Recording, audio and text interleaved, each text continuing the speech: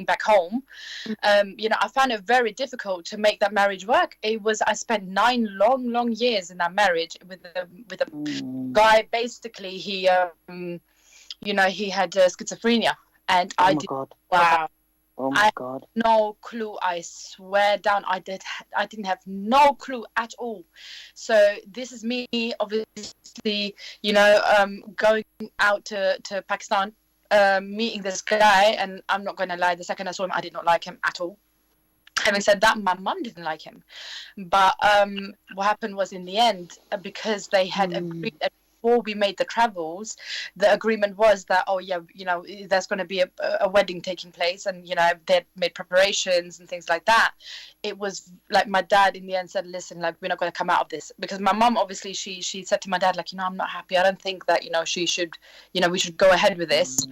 But my dad was the one who said, like, listen, we've done it now, and this whole respect persona, this whole respect that they have, it was like, it's done now. Oh, we can't back out of this, and it's just going to happen. So anyhow, that happened. First day into my marriage, and my ex gets physically abusive with me. On your first day of your marriage? On my first day, I still had my mendi on my hands. I believe you. I believe you, babes. That don't know what mendi is. It means henna. It's a ritual that every Asian bride usually has on her hands to show that she's getting married. So yeah.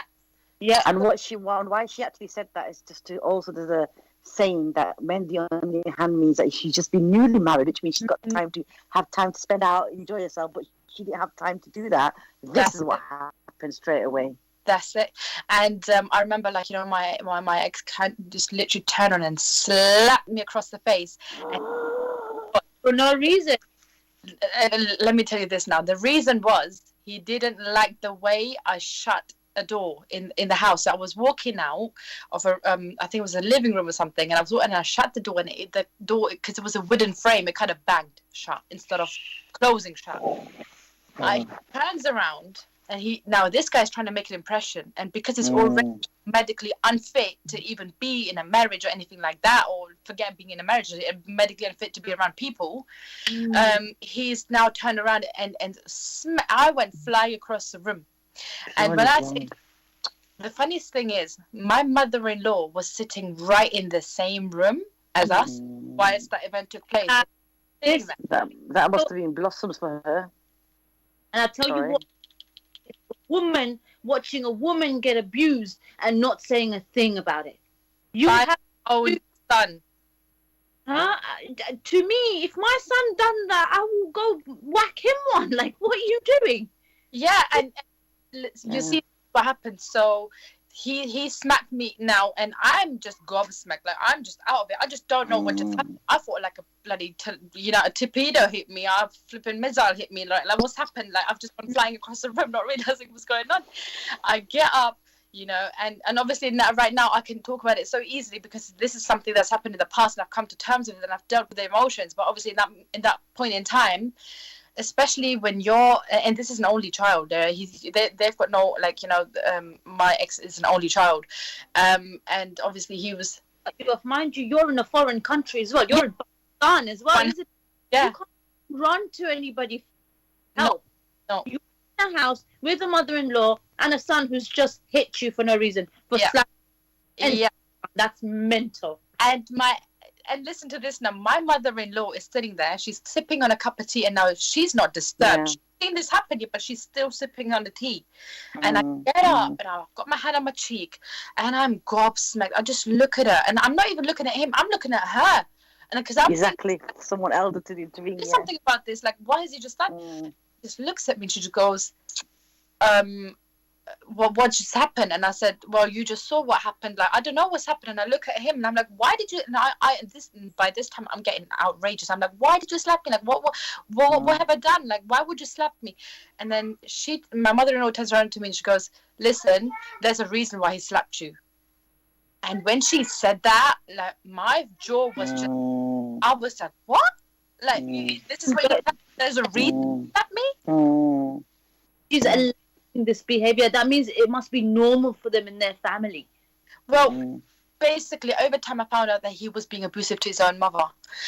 But, Yeah, but it wasn't as visible. He was abusive towards me because I'm his wife. So now he can be, and they're gonna be like, okay, right, like, yeah, whatever the brown culture is, as wrong as it is, yeah. But for them, that would be still normality. But for a brown son to hit his mum, that's like something outrageous. So the mother would never speak about it. She wouldn't ever go and tell her own son. But having said, look, before you carry on, I tell you this: being a mother to a son, and you have two, mashallah. I'll tell you this: you can't, if you allow your son to do certain things from a young age, do it, and they're adults and think it's normal. Does that make them? Like, you can't allow, like, you are the mother, you need to educate. Yeah, but I think, Shaheen, you know what she did, yeah? I think she allowed that because she wanted him to tell her that, you know what, who's the boss here. And she's not going to defend her because they want to actually control her and keep her suppressed. She's a British girl. She's a foreign girl for them. And how are they going to control a young, naive little girl at the age of 19? So this is what he did. He goes, right, I need to get her from day one. And that's why she sat, So she stands, and that's the reason why the poor girl prolonged it to 10 years. Bloody hell. And at 19, what do you know? You think this is nothing. Yeah. Sorry, Maya. Sorry. Go on. Carry on. Yeah, no.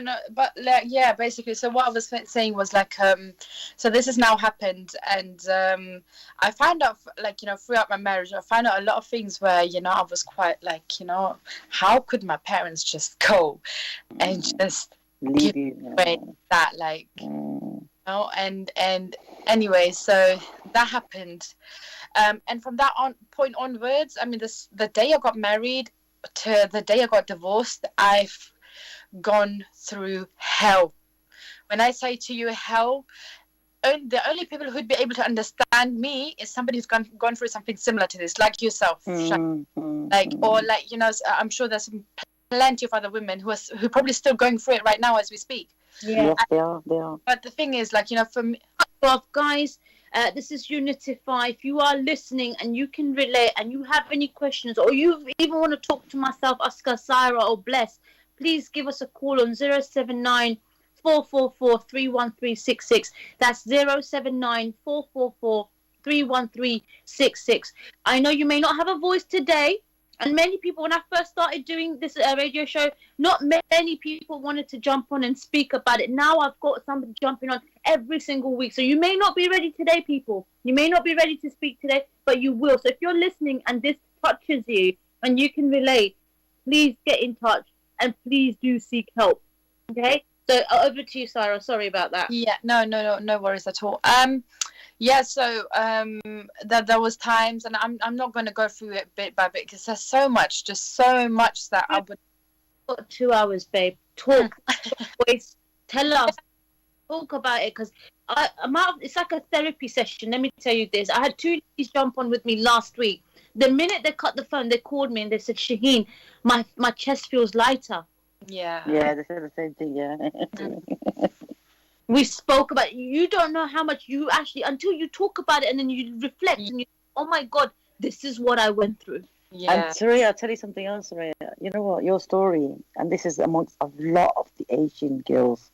Yeah. Listen to me. 99% of us have been through something the same or similar or worse or slightly less worse, but we've all have a similar story. Honestly, I'm telling you. No. And there's nothing that maybe you obviously you've got different factors involved, and I'll have something different to say.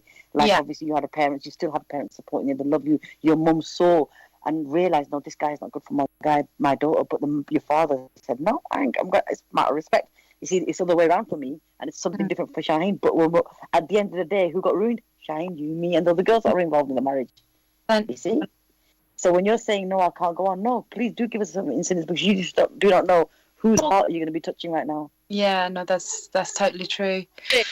If you want to cry, you want to let it out, you feel emotional. If you feel it's too much, then say, look, but Shaheen, stop. You know, I don't want to. Yeah. But because you will feel so good once you've let it out, and that you take so many. More right now. Yeah. I mean, so this. Okay, so he slapped you, and then you obviously still in a relationship, and what happened after that? So basically, that was the point where my mother-in-law's obviously now, she's backing her son up, and I know straight away, okay, cool, like, I'm going into this marriage now. Yeah, I'm dealing with a crazy guy. At this point, I still don't know that he's got schizophrenia. He's taking medication for me. He's medicated for it. I have no clue. So right now, my mother-in-law is making me, and the thing is, she had her ways. When I say to you, I've never ever met anybody as manipulative as my mother. And I'm not going to generalize it. There's probably some really good mother-in-laws out there. I want to be a good mother-in-law in the future. And no disrespect to mother-in-laws, but I'm telling you, when the way this woman made me feel, and the way she would tell me, like, listen, you're doing something wrong. If I'd done, my husband would have done this and that to me, and she would play out a scenario that's 10 times worse than what's already happening to me. So now I'm being reconditioned. My brain is now, I'm being told that I'm not a good enough wife. I have to push myself, and and next time he won't hit me, he won't hurt me, and he's not a crazy madman. He's doing it because he needs to show you. He needs to teach you. Said that, I mean, I spent a majority in the content of my time when I was up there as well, because I stayed there for about 5 months. I spent that time being reconditioned, and when I say to you, at every single thing, even the way I would make tea for him, there's times he would pick up the cup and just throw it at my face, and then he would tell me that he's gonna spill tea on my hot boiling tea on my face. Then he would tell me, I'm gonna get, you think you're beautiful, and like, because whatever, and he would say to me, like, I'm gonna throw acid in your face. You do know that in Pakistan it's very normal for men to throw acid in their wives' faces. Touched a very good subject. You know what, people, I'll tell you this, I've seen it, I've watched it, and I've heard about it. Women, they burn women alive. Yeah, they do. Dowry. 100. They burn women alive and kill them as if the women are nothing, and then they go and get married elsewhere again. Yeah. Very common in Pakistan and India and in Africa. It does happen. Yeah. Yeah, so basically he would make these threats to me, so this is now happened over the 5 months I've spent in Pakistan. So I come back. By this time I have fallen pregnant, and I've fallen pregnant. I'll come back, and now I have to work and I have to sponsor him over. So I sponsor it whilst I'm pregnant. I gave birth to my daughter.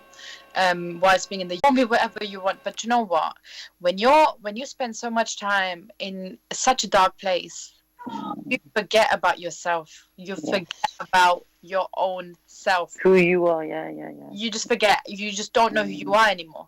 So now you're just this being, and all you're told over and over and over again is, this marriage needs to work, think about our respect. This marriage needs to work, think about the respect. Think about what the people are going to say. What you're going to do, get rid of your man and go find another man. What if he's the same?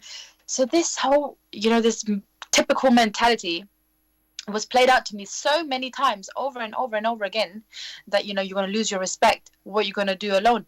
And it happened within, the 9 years that I spent. It was reiterated at every occasion. Every little thing, it was reiterated to me. And so now this is set in my mind. Oh my God.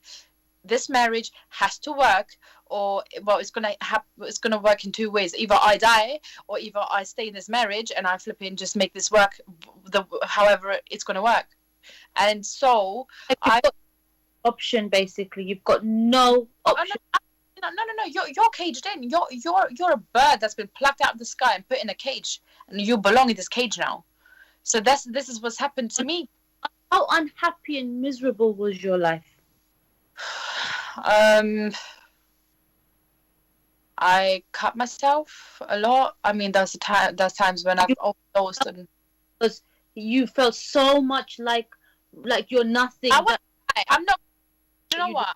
I'm at a point where I'm very stable, and alhamdulillah, I'm counting my blessings. And right now, I can turn around and say that was the time, the 9 long years I spent. I wanted to die every single day. There was not a day where I didn't think that I don't want to die. And there's countless times that I ended up in hospital because of overdoses. There's countless times that I cut myself so deep so you'd see my vein coming out. Wow. And this happens to so many girls all across the UK, in Pakistan, India. This is the real truth about what goes on behind closed doors, people. And yeah, I was made to feel Seeking. I bet you those are the words that came out of his mouth. You're all doing this for attention. yeah, 100%. Yeah. Attention for help. Every single time I would anything would happen to me, there was no remorse. It was like, it's on you. Like, look at you. And then he would make me feel, he would look at me and be like, look how weak you are. Look what your kids are going to grow up and think of you. Look at the state of you. And it was things like that, like where, and then like the thing was, the more he would do that, the more I would realize, oh my God, this guy wants me dead, and I'm actually giving it to me. And because he used to say, listen, the thing is, he used to say to me, right, if you don't die, I'm going to kill you. Wow. And he said this once. Like he wanted to kill you, or was he just torturing you? No. This was a plan that was thought out, because listen to this now. My mother-in-law, she was infertile most of her life. That was by some miracle, apparently she had her son. Okay. Now she's an only child. She's got no other kids. And considering they're very, very well off, back in Pakistan, it was, the story that used to be iterated to me was, oh yeah, my dad had many options, and this is what my mother-in-law used to so in such a, manipulative way. She would tell me about these stories about her and her husband. She would say to me, oh, look at your father-in-law. He had so many options, because basically he's one of the sons of a politician. So she'd say to me, oh, he had so many options, and throughout his lifetime he's been told to go and get married, because my mother-in-law was infertile, right? And it goes to me, you see, I didn't just get here just like this. Yeah. She'd say, like, I made sacrifices. I let in such a way is the reason why he never left me, and why he never went and got married again, because it was very easy for him to go get married again, because he was an only son as well. You know what I mean? So it's running in the family now. Oh. In the family, yeah. Yeah. All right, ladies, hi ladies, hi. Remember me? Hello. You lot left me on a desert island all by myself. Right. Now we got oh gosh, Annie. Hello. Are you there? Yeah, we're here. No, we got a caller coming in. I think her name's Annie. Okay. Hi, Annie. Annie. Hello, Annie. She's. I don't know what. Oh no. No, that's Yeah, she Annie. told me to just text me because the line is quite bad. No, the line is not bad. What it is, I didn't bring her live because I needed to know who it was first before I brought them on live. It's Millie, not Annie. Well, hey, sorry, I'm going Annie, and you're not listening. I couldn't even with the wrong name. All right. So, I'm like thinking, who's Annie? I'll wait for you to answer. I'm plugging in this, plugging in that, and Millie's still there listening. All right, ladies, I'm going to introduce you to Millie. Millie's got something that she'd like to contribute to the topic, and anybody else wants to contribute anything to the topic, the number is 079 444 31366. You can also hear us live on Bless Radio 1, the number 1.com, or you can go to Bless Radio 1 YouTube and you can clock us from there. All right, Millie with a capital M. Hey, ladies. And gentlemen. Hi, and gentlemen. And gentlemen, sorry, yes. God. Yes. How are you guys?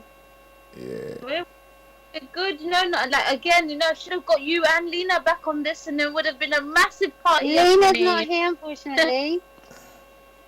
I know.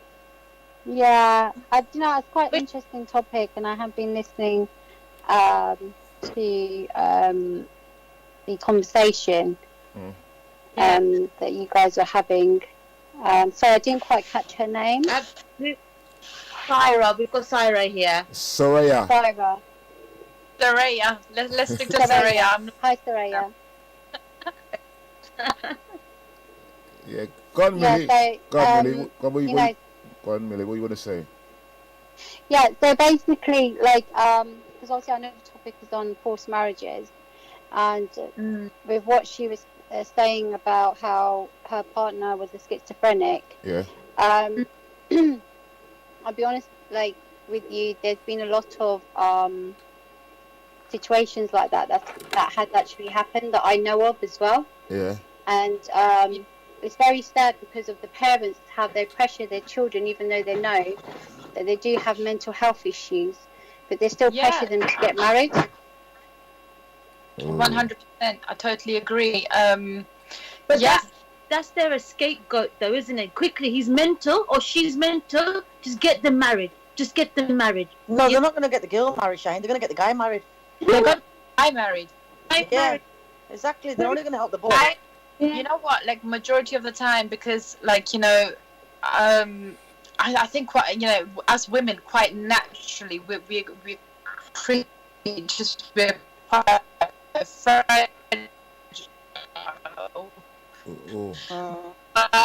you're slowing down. We have this sense of motherhood in us, and at the same time, am I cutting out? No, you're speaking in slow motion. Yeah, I hear you. Yeah, so I'm saying, like, you know, bless you, cutting out. I can't understand saying. Section made. Go on, what are you saying? Bless, I think it's you. No, it's not me. She's speaking in slow motion sometimes. No? Yeah. It's fine. Carry on, I can hear you. Go on, carry on. Yeah. So, you know, what I was saying was, I think, you know, as women, we're perfectly capable of making a marriage work, but it's like, you know, especially in these circumstances where, you know, women like me, like Millie just said, you know, she knows of people who, you know, who've gone through similar things. It's when we're given men who are already damaged. You know, we already presented damaged goods, and we're being told, oh yeah, make this work. You know, there's only so much you can do, and it's. You know, when somebody asks you, are you a single mum? You know, instantly, especially in the brown community, people are like, oh, yeah, okay, yeah, a single mum, all right. And you have this persona around you, and it's like, oh, you know, it must be her. And the thing is, like I say, I think personally, as women, we, you know, when we are handed damaged goods, there's only so much we can do. But I'm going to ask you a question. Hold on, ladies. You got Millie on the line, yeah? So can we get Millie to get her point across so that in case anybody else needs to call in? Okay. No, bless. Hold on. Let me ask this question to three of the sisters here, especially starting from Millie, then Soraya. No. Listen, there's something here that's a very common. The men from back home. What is wrong with them?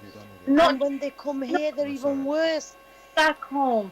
Come on, guys. And then you've got pretty women like that, and then you're treating them like that. And when they speak up, you don't like it. Can someone explain to me what is going on? And I know they're not going to like this. Our men are not going to like this. But the truth has to be told, because hundreds of girls have been damaged by the men back home. 100%. What do you say to that, Soraya, and then Malaya? Millie, are you still there? Yeah, I'm still here. Did you hear the question, Millie? Did you hear the question? No, because, you know, in regards to the topic, as initially what Maria was saying about the schizophrenia and the mental issues, I think also with the parents, they try and hide it from people to show that their son, there's nothing wrong with him and that he's capable of getting married. So they try and hide that to show that, you know, it's, I think also with people back home, they have a different type of pressure of society from society around them, how they will be valued as well. So there's pressure from every side. But then again, they shouldn't ruin a woman's life by doing that. They need to be educated and they need to be, you know, put to understand that your son is not well and he has mental issues, therefore is the ideal to get married. Is he an ideal candidate to get married instead of ruining a woman's life by putting her through hell? I don't care. All right, no, as long as the girl comes, she will repair him. What is she? What is she, a doctor or a nurse? Yeah. Millie, or a therapist. We're not. But Malaya, I want you to answer that question about what I just said about men. No, but I want to you are all beautiful, mashallah, right? Yeah. So what more do they want? No, but I want to find out if Millie has been through anything herself. Why she called in? I haven't been through mental issues, but I know of someone that has had schizophrenia, and he married a girl from back home, not once, twice. The first one ran away from him within 9 months. The second one, she stayed with him, and there were a lot of controversies on their relationship. Okay. Because he had severe schizophrenia. But on other issues, yes, I have been through other situations. Emily, through you domestic violence. Yeah, Sorry? she's talking. Yeah, she's here. Okay, carry on, ladies. Yeah, so no, I have been through other situations as well, but also in regards to forced marriages itself, in Islam it's actually forbidden. In Islam they say you have to ask, and that you have to make sure that each partner is happy. But as I think also in regards to the conversation we had last week, yet again, it's society and how people put tradition forward, and how forced marriage is still a case, and it's still happening to this 21st century. Okay. All right. Thank you. So, Saraya, what's your answer for the men that I'm talking about from back home? Yeah, I mean, I think the thing is, it doesn't just start off small. I mean, if you look at Pakistani dramas, you look at Asian dramas. And you come across that as well. There's a drama I was actually watching today. It was quite funny actually. It's quite comedic as well. But one of the things that resonated with me, the lady is trying to get her son married. Now he doesn't want to get married, but she's and then they've got this business running or whatever. And anytime he would say, her husband would say to her, like, he doesn't want to get married, she would turn around to him and she'd say, oh, no, it's fine. We'll find him a girl. She's going to sort him out. Why are you worried about him? We'll find him a girl and she's going to sort him out. Most would say, most problems are, dealt with as soon as they're married. All they need is to get married. And I'm watching this drama right now, yeah? So I'm thinking these problems aren't just something that, families or people have just picked up. This is deeply rooted within the community. Yeah. And you know what the sad thing is? They're making documentaries and soaps and as if it's normal. It's normal. It's normal. And let's put it on TV so people can relate to this rubbish. Exactly, and then this is being fed into their brains, and they're basically reconfirming the small-minded, narrow ways that they've had, God knows hundreds of years ago, and they're just reconfirming that it's okay, Can I ask you a personal question? Are you married? I'm not married. Right. Okay. Now you're in UK, yes? Yeah. Now be honest with yourself. Look, let's be honest here, okay? This has gone beyond now. I've got a young daughter. There's absolutely no way I'm going to put my daughter through that. I'll die. I'm telling you now. Yeah. Mentality from the guys there and over here, the ones that are born and bred here, and I'm not just talking about Asian men, but just the men in general in the UK. Right. What do you think? How would you compare them? I think the men over here are a lot more discreet. I'm not going to lie. What I've kind of come across is like the men are listen, I'm not going to lie, I've not really been I understand that, and I'm just talking in general. You don't have to have a relationship. I'm talking about like people in general. Like you're talking to Bless now. I've known Bless for oh god, you know what I mean. Let's be general here, generalize things, not personal. The mentality is different. 100% totally agree. The mentality is different. The men are more educated. Yeah. You gotta give them, in general, I mean, you gotta stand up for what's right. And I think, the men over here are generally more educated. They know they communicate. If they don't want to communicate, they'll go away. Do you know what I mean? They won't ruin you that much, yeah. No. They won't, yeah. Because we had a conversation last week. Yeah. They won't come run into your house, or they won't come run, trying to burn your house down and trying to kill you, or They're not as psychotic, should we say this way? Yes. The conversation we had last week with the two ladies, one of the ladies said this, she goes, well, I found a nice man and I'm going to keep him. right? And Yeah. he was from the Afro-Caribbean descendant. He was from that side, but he was obviously same faith, same religion. But they couldn't get past his color. Yeah. Serious. Yeah. Yeah. And you know that's not allowed. Yeah. So bad. But No. She said something so great. She said, "No, I'm not letting a good man go." No, that's not a nice way to go. Color, race, got nothing to do. Yeah. All I'm saying is with what I do, as apart from you ladies that have met me through TikTok and that have loved my work because I'm so outspoken, I'm so controversial, and I stick up for what's right. Brown men have not given me as much support as black and white men have. Yeah. Yeah. With That's why we're on Blessed Radio today. white men, to them, a strong, powerful woman who has an opinion and a mind is normal. But for a brown person, even if they're in this country, they have been embedded that their women are either in the kitchen. What you doing out of the kitchen? Yes. You know, mummy doesn't speak like that. Mummy, you know, does not. How dare you speak out and reach out? That's true.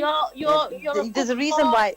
There's a reason for that, because the people that have brought them up are still back-minded. They're still there. Yeah. So they've embedded it into the first generation, and like I keep saying, the second generation might just dilute it. Third generation will think, no, you know what, I'm not having it. Very few generation, first generation are good like us. All right, can I say something pertaining to that? Yeah. Sorry. Can I say something pertaining to that? Do you think the reason why this is happening, could it be a condition of colonialism when the Europeans came in, right? Maybe that's what changed it from then. You know what? I personally think, Blessed, to answer this, I think because brown people do not believe in something called mental illness. They call it possession. You're possessed by a demon, or they call it. I don't think it's to do with colonization or anything along the lines. It's a lack of education, of understanding what mental health is. And that's why a lot of brown people suffer in silence because of mental health, and they don't know what to do about it. And also it's frowned upon. Mental health is like, oh my God, it's the worst disability you could ever have in brown culture. 100%. Can't agree. That's what they believe. Huh? That's what they believe. They're literally, if you are mad, that means you are possessed by a jinn or a demon. Yeah, so it's like a bad thing. But they don't understand that it's just schizophrenia or depression or, you know, anxiety. They don't want to acknowledge it, nor do they want to learn about it. Well, supposing there's some truth to that, though. Huh? Supposing there is some truth to that. I mean, don't get me wrong. There is such thing as jinns and black magic, but you have to learn. So you're telling me the whole world is like that? Part of the world? Yeah, that means everyone's possessed. Everyone's possessed. You know? Exactly. Not everyone, but from what I have studied, there is people that can have negative spirits in them, which can be handed down from generation. Yes, what they call generational curse. But there's something else. There's something else in our community. Like they do not like taking our girls out of the community and mingling with other communities. Oh yeah, they do not like that. For that reason, they want to keep their, if you want to say, so-called lineage, caste, and they want to keep this going. Yeah, because we educate. This is the problem. This is a very dangerous thing, what I just said, and it causes a lot of problem. It's a very big statement, Aska. You are spot on, because when you start mingling and you start realizing you deserve better, game over. But they can't, because they can't get out of the caste system. Forget about those Urdu speaking and Punjabi. That's a different thing altogether. Yeah. Absolutely. That causes death, honor killing. Yeah. There is so much happening behind the surfaces, and nobody likes to talk about it. And I swear, my mum said to me the other day, she called me, she's like, Shaheen, I love what you're doing, it's amazing, but you're gonna end up someone's gonna kill you. You're just speaking about things that we're not allowed to speak about. So that's the bloody problem, Mum. This is the issue. We don't speak about it, so we don't know it's happening. Well, when maybe you guys need some good men in this circle that agrees with you, that will strengthen the thing and protect. They don't have to be inside, but if it's a balance of male and female that agree with this thing, then that is a form of barrier. But that's the reason why we need to talk, because we're tired of seeing the 90% of men that are not cooperating. And the amount of women I can bring forward, just handful myself, Shaheen and Soraya, and Millie, we could all bring 10, 20, 30 girls ourselves, saying they've been through this. Well, so when are they going to learn, Bless? Well, I can get a couple of gentlemen to get involved. I know quite a few. I know a lot of good men that, you know, I mean, they're not womanizers or nothing, but they do care about their community. Whether it doesn't matter what color you are, they really care about the community. So those are the guys that we can get involved in what we're doing, so that you've got some. So it's a balance. It's not just a woman thing, where men can think they can infiltrate and try to threaten the women or whatever. It has to be a balance where the women them know, say, boy, them have a soldier, a barrage, a man them back in the thing as well. You understand? Absolutely. Yeah. And we love that. That's the whole point of why we're doing what we're doing. We're not here to bash men just to make it. No, we're just talking about issues. Okay. We want the real men out there, the kings out there. If you're hearing this, you're listening right now to my voice, Shaheen, right there on Unify. I'm telling you, I beg you, please come out of the woodwork. It's about time you start standing up for the women folk. Agree. You can't let these men get away with it, and they get away with it because nobody's saying nothing. Nobody's sticking up to them. Like, you know, we are signing up. Children. Go on. And mashallah, so how did you manage to get out of this situation? Before there's a massive part of what he did to you one day. Remember, you told me about you being pregnant. You got to talk about that. Now listen to this. This is how animalistic this guy was. Yeah, so a blood boiled. No, so basically, you know, a couple of years down the line, I'm pregnant with my son. It's my first son,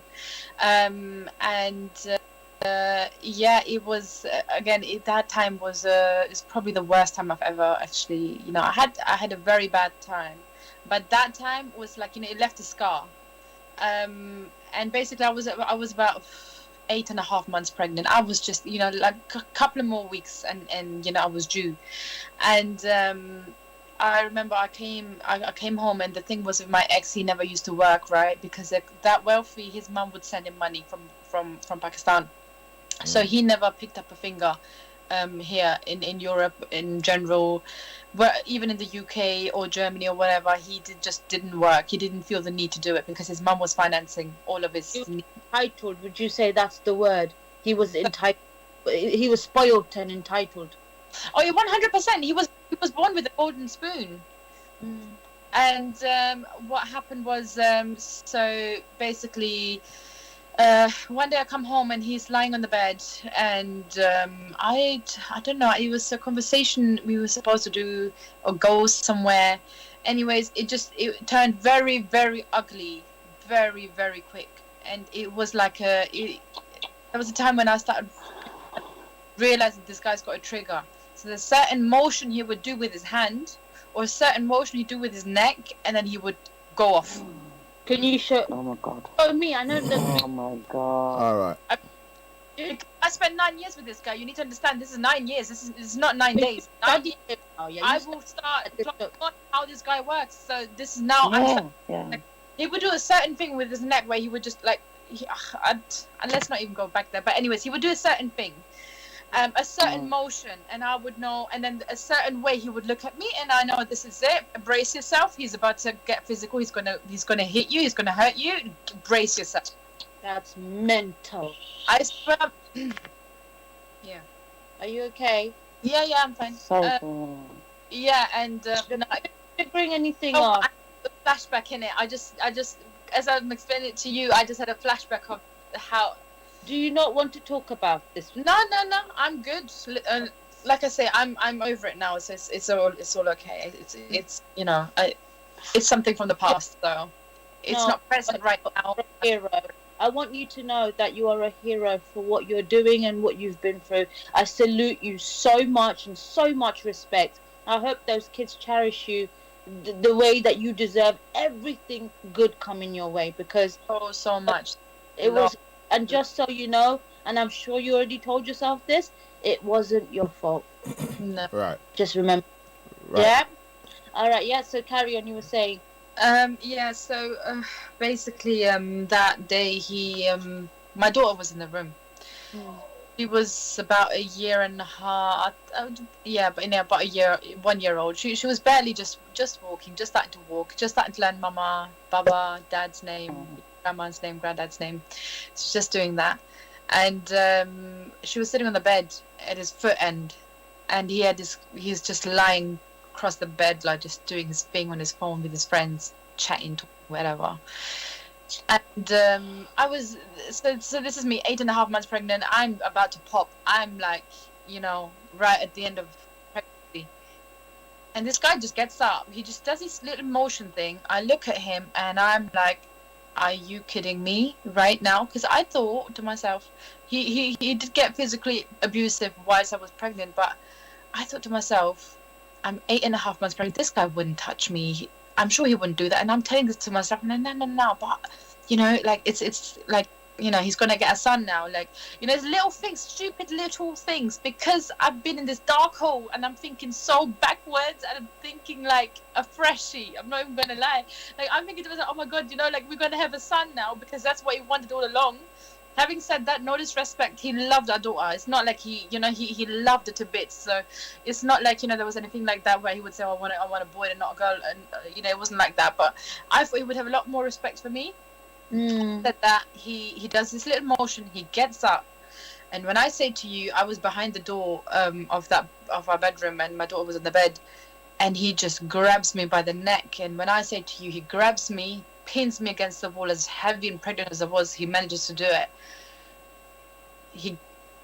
He basically pushes me down in the corner of behind the door and the wall, pushes me right down. He grabs me by the neck and he pushes my face right into my stomach. And randomly. It was, as far as I remember, I go back into memory lane so many times for this scenario because it's like a scar. It comes back to me sometimes. It haunts you. It does. 100%. Very scary situation to be in, I must say. Do you know what? That was that moment in my life where I thought, because basically he'd said to me, before he got up, he said to me, do you know what? Guess what? You're going to die tonight. I'm going to kill you. And he said that, gets up, and I'm pregnant. He takes my neck, pushes it into my stomach so hard. I just saw black in front of my eyes. I didn't see nothing. I just felt like this is it.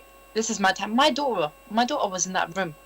She was crying, screaming, like she's crying, like, Baba, like let my mom go, like let her go. And she came and she's. Anyway, let's move on because it's getting a little bit emotional. Right. What I would say on this issue here, is that there is people that's got multiple split personalities, and that is a part of possession. Yeah. When you see someone actually do a movement before they switch, that is part of a split personality. Enough of that is normally caused through trauma. Yeah. Part of childhood trauma, either i.e. they must have been raped when they was a child or something like that, or through demonic possession. Right, one of those two. I would say one of those two things happened to that guy. Either he was raped as a child, from the age of 2 or 3 or whatever, or it's a demonic possession. Because when they do some kind of movement, that's when the other character comes in. They have no control over it. They have no control. I believe that maybe there was, so like I said, he was taking medication. He was medicated. He was very heavily medicated, and I didn't know about it until we made a trip to Pakistan, and we went back, and basically he had this doctor he would always go see. This one doctor always go see, and because in that time and this is like 6 years into my marriage that I did the second trip to Pakistan, and he in these 6 years, because he had played so much with my mind. And I felt like I'm losing sanity. And my mother-in-law is now saying to me, like, listen, there's something wrong with you. You need to take medication. And imagine this now, yeah? So I've got my mother-in-law and my ex-husband telling me, you need to be medicated, like, you're not normal. And to me right now, because I'm close in this house with these people, the whole world is them lot. So I'm not getting no communication. I'm not mingling with, I'm not in normality right now. I'm just closed off little palace over here, and I'm being told, and I've got, and they had a very wealthy lifestyle, and but at the same time, I didn't have any freedom. I was not allowed to go have friends. I was not allowed to speak to my mum longer than half an hour when my mum would call me. Yeah. And they shut you off. They literally cut all ties, so you are in complete control of them. And guess what? I vouch for you there, because I remember when I was with, my ex was a Pakistani as well. I feel like it's a Pakistani men thing in the family, because he would do some messed up things to me, and they will call me mad. Yes. And they'll say, you're mental. And the worst thing we do as well is they force you to try and have a child. Oh, think the child will make things better. Have a baby, he will change. And that's the worst thing you want to do, is bring a child in this unhealthy environment. That's basically why I got pregnant twice after my daughter, because I was told he's going to be okay. Like, okay, we got married, he wasn't fine, but suddenly now me having children with him is going to sort things out. And this is what I'm saying. I can't stress enough that when you give somebody a sense of control, and this person now, or this family, or this group of people have control over you, I'm telling you, reality is them lot. You're seeing them as reality. You're not seeing nothing else around you. Like when I was in Pakistan, like these guys are telling me you're mental, like you're tapped, like you need to go get medication. You need to go sort yourself out, because you know what, you're gonna go crazy. So I did. So I said, okay, cool. And I started believing in it. I'm like, you know what? I'm crazy. I'm the bad one. He's a good guy. What the hell? Of course he would hit me. And this, what I'm saying is, it took them about 6 years to get me to that stage where I thought it was totally fine for him to hit me, totally fine for him to strangle me, totally fine for him to abuse me in front of the children. And like, and it's a time where now I look back at it and it makes me sad and very angry at myself, because I'm like, you know what? Like I shouldn't, put my kids through the very beginning of what, like, because I was very, very young anyway, but still, like, it was not a good place for them to be in or me to be in. Having said that, back to the story, I go to the doctor, right, to get this medication for myself, because I'm the mental one and I'm psychotic and I need medication. So I go to him. And the thing is, in Pakistan, when you go to doctors, they want a guy's, on the papers, when a woman comes in, they want a man's name. Either it's your dad's, your brother's, or your husband's. If you're married, then it's your husband's name. So I give a piece of paper, right? I pass it over to the doctor, and he's sitting on this other side of the thing, because whatever, I don't know.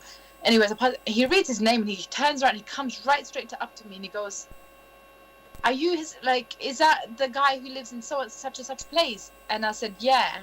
He said, "Okay, you're his wife." And I said, "Yeah." And he looks at me so stunned and he's like, "Okay, so what are you here for?" And I said, "Listen, like I think I'm depressed." I was like, I feel very depressed. I feel like, I've got these thoughts that I want to kill myself and I'm not good enough and I'm, this and that. And he looks at me and he goes, "They've driven you to believe you're not good enough. They've driven you to..." Yeah, let's see what he says. Let's see what the doctor says. Yeah, go on. So he's just looking at me right now, yeah. So he's just gobsmacked, and he's like, "So what? So you're feeling depressed?" And then he looks at me, he just goes to me, "Tell me more." Like he can see in my eyes that there's a lot more to me than just depression. So he goes to me, "Talk to me. What's happened? What's going on?" So we start talking, and I'm like, and I start crying to him, and I'm like, I'm in this marriage, and this is what's happening. And obviously I didn't tell him that my husband was physically abusing me, but I said, like, I feel like I'm not good enough, and I'm doing everything wrong, and my mother-in-law is saying this to me, and I feel like I need to take something, because I can't sleep anymore, because I did not sleep well. That my sleep was gone, everything, like I was like a machine. I wasn't eating, and I lost so much weight. And he looks at me and he goes, "I'm so sorry what you're going through, but," he goes, "the problem is probably not going to be you." And he goes to me, "Your husband takes medication from me." And the doctor was such a nice guy. I think and his heart just kind of, just warmed up, and he opened up to me and he goes, "You do know that your husband takes medication? He's got schizophrenia." And I was like, "What?" And he goes, and for 6 years, for 6 years. Shaheen, no. Do you know what he said to me? He goes to me, he gave me his his private mobile phone number. Yeah, good on it. If you me, when I walk out there, for one, I thought the guy's just being a perv. I thought he was just like giving me stuff. Hit my number. Like, you having issues in it, call me, hit me up. Like, I was thinking like being a perv. But one thing he said to me before I left was, go in his cabinet or wherever he keeps his medication, and he gave me names of the medication for schizophrenia. He goes, because I didn't really believe him, right? I was like, he's just saying, whatever. Anyways, the doctor gave me the flipping names, and he wasn't like, he was quite a young doctor as well. He was a very nice, because when he saw the state of me, he was just like, what's going on? Clearly he knew that I had no way of escape, and he must have thought, like, because he'd seen the cut on my arm, and it was a very, very deep cut, and he must have thought, this girl is gonna die, like this, she's losing it completely. And this is how I presented it to him as well, because I was just so lost. Anyway, so he gave me the names, he gave me his number, and I would go home. The first thing I do is I sneak into the kitchen. They used to have a cabinet in the kitchen, and I open the cabinet up, and I swear to God, lo and behold, I get out the paper, and the medication is there. And I'm like, what? I call up the doctor, and I said, how long has he been taking this from you? And he goes to me, the past 20 years. Oh, Wow. What? First thing I do is I hang up, I call my mum. I'm like, Mama, you wanted to throw me away. You could have thrown me to some trash out there. I was like, you put me in hell. I was like, Mum, you put me in flipping hell. I'm in hell right now. I was like, you wanted to get rid of me. Do you know what I mean? Like, it was a very... okay. Right. I think, like Bess mentioned, right, this condition is very dangerous, especially obviously when the man's in the situation, because they're physically much stronger than you. And then on top of that, the mother's manipulating you, trying to make you go crazy, insane, so you can stay at home and they can keep you. Right. It's quite upsetting, because I know a few that have been through this, like I said to you. Yeah, I mean, and getting hit when they're pregnant. And again, sister, I mean, you've got to be strong. Time, like, Absolutely. Yeah. As soon as I told my mum, and obviously she wasn't aware of it, so when I told her this, that's the first time my mum stood up to the plate, and she called my dad, and she said, listen, our daughter's coming back right now. She goes, either you're going to go get her, or I'm going to go get her, but she's coming back. And then when they saw the state of me, like, my parents, their faces were so, like, when you regret, when there's so much regret in their eyes. Aww. And I just forgave them. I said, listen, it's okay. Like, it's not your fault. Because they thought I was being moody. Like, anytime I told them, they thought I'm just making... Believe me. My problem was believe me. They thought I'm making excuses because I'm not happy, and I just want freedom. And they didn't want to believe. They always put it on the girl anyway. They always will blame you. You must have done something wrong. Because my mother-in-law had her ways as well, right? So she would call my mum, and she'd be like, oh, we're very respectable people. We're this and we're that. Like, our son, he doesn't need, I can go and get him a wife anytime I want.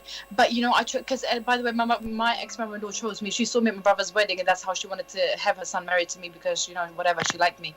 And then she chased my mum for years before my mum agreed for me to get married to him. And that, my boy's got a lot of options, so if your girl doesn't step it up to I'm gonna go and find another wife, and I don't really care, because we've got the wealth and we've got everything, and we can do whatever we want.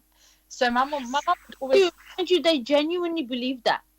Like, they believe that. They worship their sons, that they believe that this is it. My son's entitled. He can marry anyone because he has a penis. It's not just that though, Shaheen. You know what it is? It's they're on such a high pedestal. Their boys are. Yeah. And back home, the culture is so. Girls will come and marry men. Yeah. And they don't ask two questions, because it is a norm thing. I think personally, women are they're expected to compromise. The compromise comes from the woman. It's a rule. It's like you just live with it. Any marriage you walk into, especially with the brown family and brown community, it's like, oh, the woman is going to make the compromise. The guy's going out 11 o'clock in the night. He's going to come back 2 o'clock in the morning. Make a compromise. Deal with it.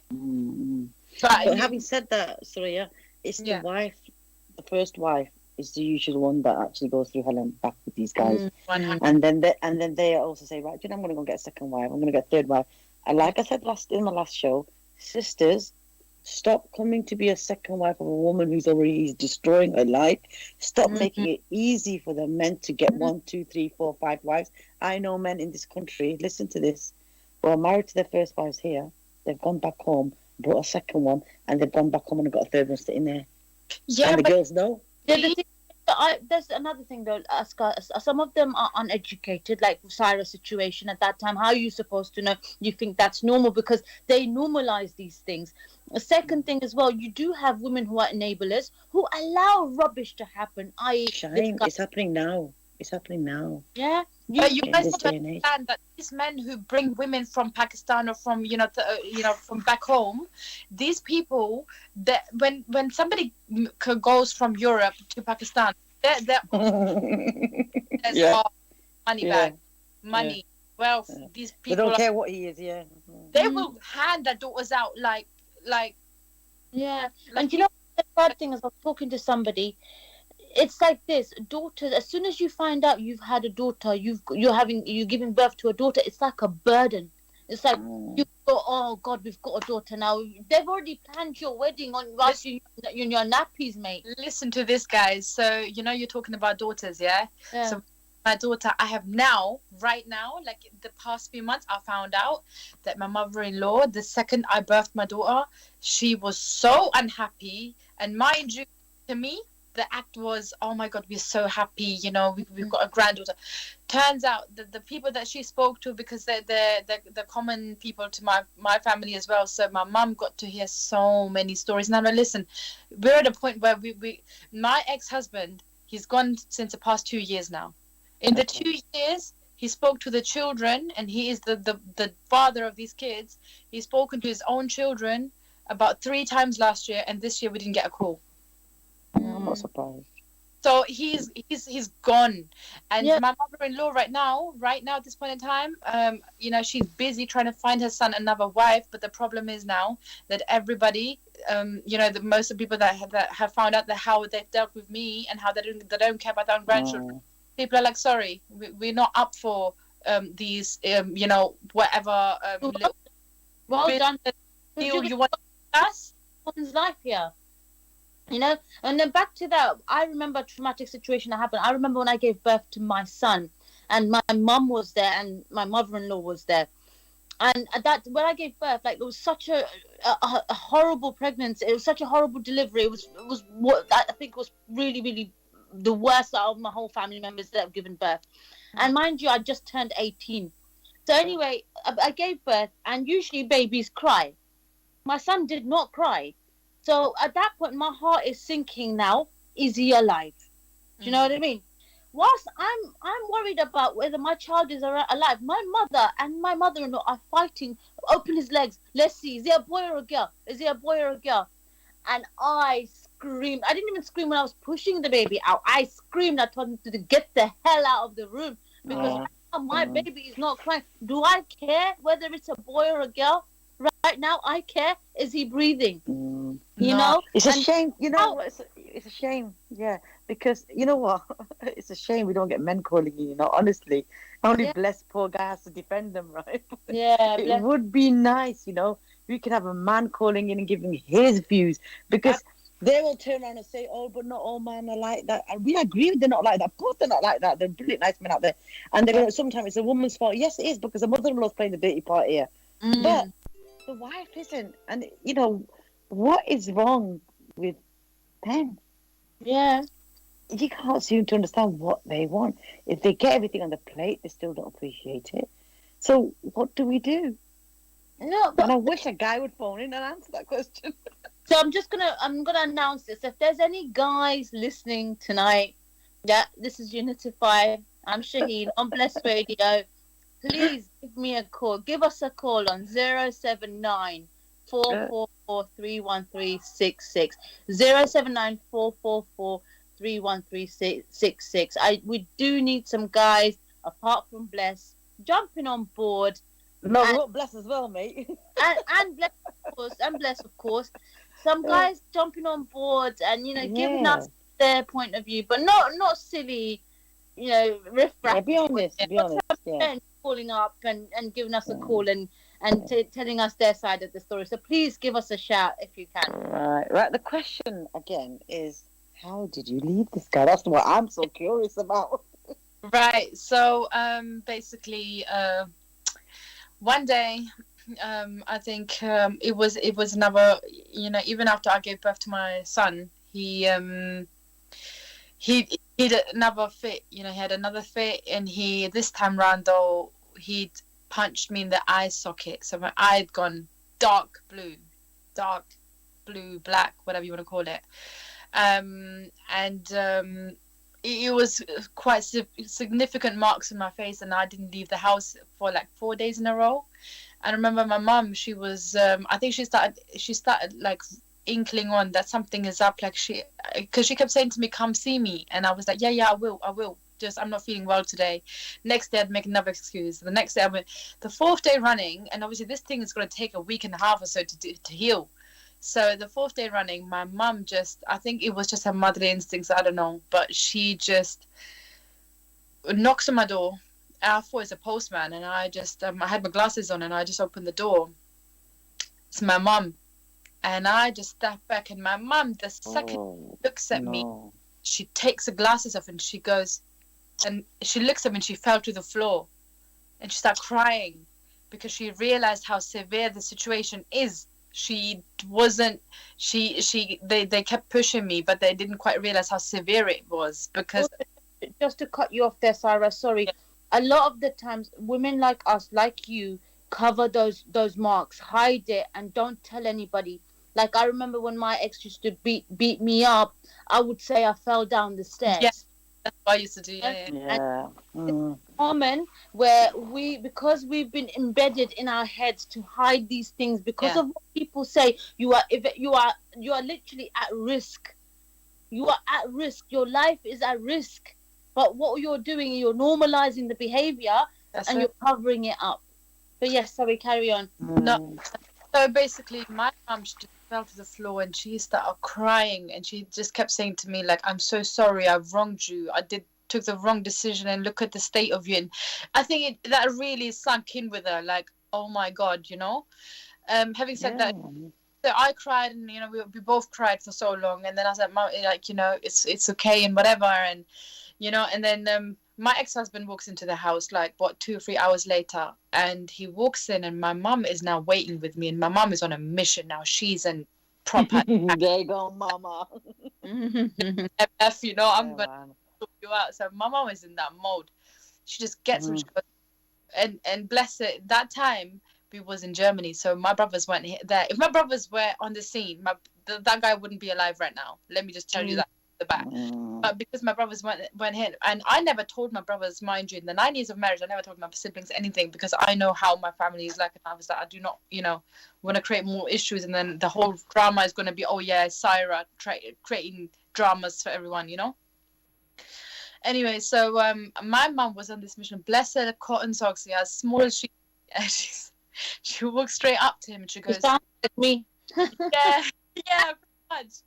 She walks up to him, she goes, how dare you? Like, she just confronts him in that moment, and he goes complete aggression mode, and he was about to hit my mum. Wow. He comes lunging at my mum, and I come in between, and I'm covering my mum now, and I'm trying to keep her safe from him, and I'm like, listen, you can hit me, but now you feel you can hit my mum. And that scenario, my mum was like, that's it. She took me, she took the kids, she was like, you will never see this guy's face ever again. I will promise you that. She went home, barged into the house, she gave my dad a mouthful, and she was like, get his visa cancelled, his passport's cancelled, he's going back home. And basically that was the day when my mum, it's like, her motherly instincts just woke up, because what you just said. I think the state that she saw me in gave her flashback of the 9 years that I'd spent in this marriage. Man. Then she realized the severity, and the thing was, I think one thing that really like pushed her off the edge was when he went to hit my mum, and obviously he never hit her, but obviously he lunged at her, and he's a big guy,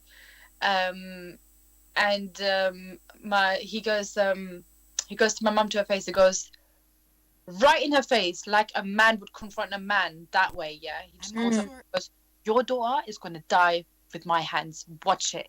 And the way he made that threat was like, it was just so blood curdling. The way he said it, like, she's gonna die, and he said it to my mom, like, he goes, "Your daughter is gonna die, and I'm gonna kill her." Like, Yeah. that was it. But before You that, know, you said something, Syra, and then Yeah. we got diverted because you got very Yeah. emotional.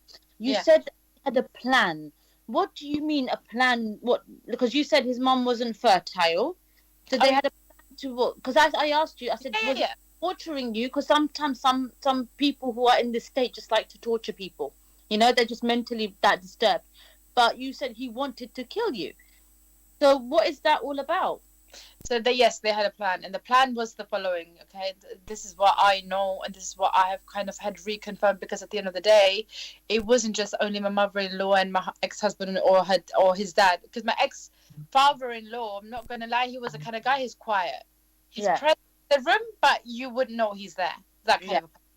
Yeah. But then they had employees. They had workers. They had like, the kitchen lady who would cook food.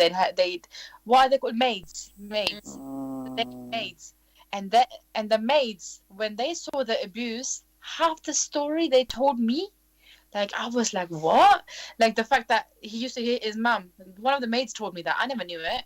But because they would see me suffering, there's a lot of things that I found out from the maids. And I'm not going to lie, but I took one of the maids, I took her number. We got very close, because I used to give her a lot of, she was infertile herself. Yeah, so I would support her a lot, a lot. Anything, and she knew she could just come up to me. And the time I was there, like, even now when I call her up sometimes and ask her how she is, like, she would just start crying. She's like, "Oh my God, you was there like you was there like an angel, like you helped me out."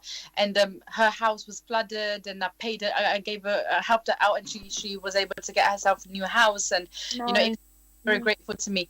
Having said that, and this was all because obviously me and her just grew a bond.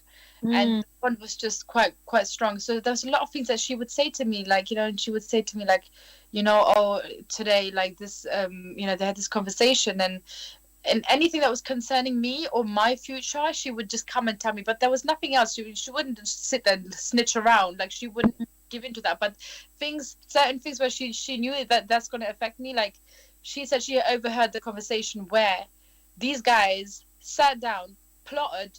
They wanted my kids. Wow. They didn't have wow. Get it? Like a surrogate, basically. You were used to have the children. I was the surrogate. I was the one who birthed them their grandchildren. They had 2 boys and a girl for the first time in the whole family history, because they was having boys and boys and boys. That's the first time. Now he's had 2 boys and he's got a daughter as well. They wanted to take their children, and one thing my ex-husband kept saying to me, and I can call him today and tell him take the kids, he would come flying. Wow. They wanted to keep the kids. When I told you about the whole story, and I went and my mom said, to my dad, go get her, or be bringing her back. She's not staying there, because you will find a dead daughter. Unless you want to see her dead face, go get her. And obviously that made my dad jump. And he was the one who kind of just took the next flight. He was there like the next day in the night. He was there. My dad called his best friend up, and he lived like 6 hours away. The guy drove on a flipping motorbike to come and protect me, man. He stayed with me the whole time until my dad came, because my dad said, my dad just all hell broke loose when they saw what happened, and they kind of got, to hear about it. But having said that, so they wanted the children. That was the main purpose. She's got the kids now, but she's not to us because she's too westernized, and there wasn't a problem with me being westernized. She's barky and out, like that's what we all get. Like, she's from we all get that. She's westernized, man. Like, we're going to do her. And one thing they said to me, and one thing that kept like nagging at me, all of this has happened now, and I've got this deep cut, and I'm plastered up because I'm hoping to die. They're telling me, no, you're not going. you're not going back to UK. You're not going to call your parents. They took my phone away. They didn't want me to call anyone. They wanted to seclude me, isolate me, so that I end up actually killing myself. Wow. So they don't have to make the effort to go and get the children. The children are already there with me. So now it's a burial of me being dead, and they're going to bury me and say she was a psychopath. And look, and the thing was, my mother looked at my mom, your daughter is a psycho, like she's a psychopath. Look, she's she's not doing a good enough job as a wife, and now look, she's harming herself, and like my poor son, and this and that. And it was like, wow, like, okay, right. There's one thing your you son said. is abusing. He's trying to kill me. He's telling me he's going to throw acid in my face. He's strangling me. He's exposing his own children to it. His children are suffering. His wife is suffering. You're going to turn around and you're going to say your daughter is a psychopath. Do you know what I mean? But that's It's so common. It's so common to all. There's one thing I'm going to add here. Yeah. Is something you just mentioned. This has been ticking along for the past few days. I've been talking to some sisters here, and we're thinking of doing something about this. Now, it's a very, very, very serious question here. You just said that, right, he's going to go back, right? And your mum got angry and said, look, don't make sure you cancel his passport, make sure you cancel his visa so, he can't have access to anything. What you just said, right, what's the guys do when they come in and they get the passports and all the rest of it, and then they're back to square one again, and that's it, they're abusing you, and they go back home, da-da-da. Wouldn't it be good if our government, this is our country, right? Right. Wouldn't it be good? And there's a lot of abuse cases out there, and it's very commonly known now. If people wanted to marry anyone from outside, for instance, like say back home, whatever, if they really truly love you, like they have a prenup when they get married to lots of rich people, we're having a prenup here, darling. So you're not entitled to my money, but you're entitled to me. Yes. You see, why have we not got this put into place? And I know people are going to hate me for this. No way. This is our main issue for us women, because that's the only reason they tie ties with us. There's no love there. Very few find love, and that's looking for a needle in a haystack. This is something we need to seriously think about, girls. Absolutely. I think it's vital. At the same time, I like to keep my mind open and say, there are women out there who can, who think different to us lot, and she could maybe sponsor somebody or whatever and get her man over, but then at the end of the day she could use it against him. It's like, she'd be like, do you know what I mean? Like, I'm just saying, I'm just giving a clean slate. I know I'm gonna get hate for this. Okay, fine, you want to be with me, fine. They don't have that in Pakistan.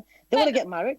They're not giving each other anything extra. They're just happy living together because they want to be with each other.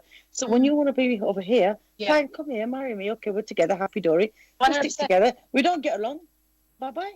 100%. But it doesn't become a bye-bye. It becomes what happened to you, and it's happened to Shaheen. I think you're right, Aska. A lot of girls. Yeah, this is something you need to think about, girls. Do you know why? Again, first of all, it's the awareness. People don't talk about it. They don't know it's happening. And if it is happening, it's hard. The second thing, the community is not doing anything about it. Now we are here. This is a start. And the more we spread awareness, the more it reaches out, our voices reaches out. This is now going, we might be able to get the government to do something about this, to look after and protect the girls. One thing you were blessed with, and I'm going to say this, and I remember Bless saying it on previous talk shows, he's always said, come on, brothers, get out there. Your sisters are getting hit. Your daughters are getting hit. Come on, take a stand. Come on, protect them, which you're lucky you had. Do you know what? Look, this situation, like this show right now, is a prime example. Where are the men? Where are our brothers? Here I am. Here come. Here I am. Bless. No, All right, what I'm saying, like, where are the men? The brown men? Where are these men? They're here. There's one speaking now. Make I say something now, because you ladies, this is a one-man thing. I'm a one-man army, so that's how it got. Right. Try to get people on board. Right. No, I'm listening to you. Right. Support people. Right. What we're gonna do though, with Unify, we're actually building up. We're going to be building up our own YouTube channel, just for this, mainly for this. Yes. Right, Unify knows we've got those things set up already. It's just for us to get in it, yeah. So the whole concept of it is to build up our own YouTube channel where we're going to be dealing with domestic abuse and people to get their voice heard. It's not going to be like the regular YouTube channel where they go, oh, there's a video of me dancing. It's not going to be like that. No. Right? No. So we're doing this. So that means the men and women can come on this platform and represent and talk about the issue. That's what this is about. So hopefully we should have it finished up by the end of February, or the middle of February. Most probably Valentine's Day would be a good day. And Bless is doing that, girls. I'm telling you, I'm glad you mentioned it because I didn't want to big him up a bit. Because he gets a bit, No, I don't, man. I don't. But I'm doing this. I'm sorry, ladies. I'm doing this because I've grown up seeing this as well. Yeah. I've grown up seeing women getting abused. I've grown up seeing man them beat the backside out of women. I've seen these things all over the place. Yeah, and I myself can say that I never done a very good job myself. But I learned the hard way. And because I've learned from my experience, I've turned around and I've met up with Unify and I say, you ladies are safe. You're safe. You lot have got the protection you need. Bless, can I add to that? Yeah. All I say is it takes a real man and it takes real courage in a man to agree and admit and put that say what you just say. Your man. So that makes you a real man, a real king right there because you have learned that it's not okay. It's you not. know? And I was thinking about you the other day and I was talking to my colleagues and I said, look, this guy was honest in saying to him this was normal because he grew up thinking that's okay. Yeah, but I didn't know any better. I didn't know because all the man them around me was doing it, and even the elders that I used to move with, they were doing it too. So I'm thinking like, oh, is that how you're supposed to treat a woman? Like, the way you can just openly hit women because it's normal, like we're nothing, like we're not human beings, like we don't have a life. That's why, Shaheen. That's why I think we need to get a solution, and the solution is going to be this. We're going to have to be strong for all of the girls and the next generation. This is the platform for it. So what we've got to do, we've got a thing called Telegram, yeah? So I would advise you ladies to get into the Telegram, and when we're doing our next show, we start pushing it on there because we've got a lot of people there as well. And we'll start spreading it out because it's not just the Asian community or whatever. It's a lot of people, a lot of women are out there in silence. And it's not just affecting the women, it will affect the child as well if we don't stop it. Important. That's my concern. Because basically, now, back to what you said, you asked the question, Oscar, and you said to me, Shaheen, you asked the girls, okay, so why is it allowed? Why are these boys thinking it's normal to do so? Yeah. I blame the mother because she stayed in that hostile environment and the kids saw it. And now he's gonna or she's gonna carry it on. Yes. Do you understand? And it now becomes a vicious cycle. It's a chain, and this needs to break. Like a lot of the times, we don't want to leave and become single mothers because we have that stigma. Yeah. What a shame! She's a single mother. Hello, I'm trying to save my child, so he doesn't. Yeah. And who doesn't want a good man in their life, man? Who doesn't want a good man? I think one thing from this point that kind of comes to me is like, I think it's having gone through it myself and having experienced it myself, it's very difficult to break that cycle. Thank you for saying that. Yes, I believe you. Get up and leave, because even now I've told you my story. I had a lot of support from my mum. Mm-hmm. If my mum wasn't there, if I didn't have family like that around me, I would have been gone within a second. But because I have this culture and this community that I suddenly need to please, where else 18 years before when I was living I didn't even know who they were and I didn't care about them, but now I'm married and now I have to please them lot. I got confined into that space and I felt like I was closed, and I had to please my dad and his respect, and I had to please my brothers with their respect, and I had to please the community, and that made me stay where I was for 9 years straight. And I'm telling you now, if my mum wouldn't have stepped up, and she was a woman. Yeah. Let's not forget she was a woman, and she's seen what's happened, but then like she only took it for so long, and then there was a time when she realized, listen, like we're gonna lose a child here. Like her life is at stake right now. She's unsafe. And there's not. But a lot of women, don't forget, Maria, there's a lot of things that happen to us girls is because of the women. Our mums and they threw us in there. You the lucky one. That's what I'm saying to you. So lucky. You've got There are support from brothers as well. Little girls don't get. Why do you think all that thing happens? Brothers will go around the corner, cousins will go around the corner, and the dad will say, "Right, finish her off." I know someone who went through that, and her dad just come out of jail 10 years ago. wow. He's Shaheen, just come out. He killed his daughter. Shaheen, I got a question for you. Yeah, go on. What would you actually for both of you? Yeah. What would you say to the women that don't have nowhere else to go, but they're listening? Repeat that again, bless it. What advice would you give to the women that are listening, that are in this position right now, but don't have nowhere to run to because you don't know? It's not easy to shout to the mountaintops; they might get killed. So, what advice or what kind of thing would you say to the women them that are locked on and that don't know where to go? I would tell them, first thing I would say to them is to join the Unify platform. That's the first thing I would say. Absolutely. Honest to God, I was going to say 100%. Honest to God, I was going to say that. So if you're locked on and you're listening, or you know a friend who's in that situation, join the Unify platform. We have to get strong. United we stand. The number is 079 444 31366. 079 444 31366. If you didn't want to call today, we are here every Thursday between 8 till 10. I'm hosting alongside Bless, Askar, Sarah. We've got so many different girls coming on board. I've got a huge list ready. But also keeping in mind, right?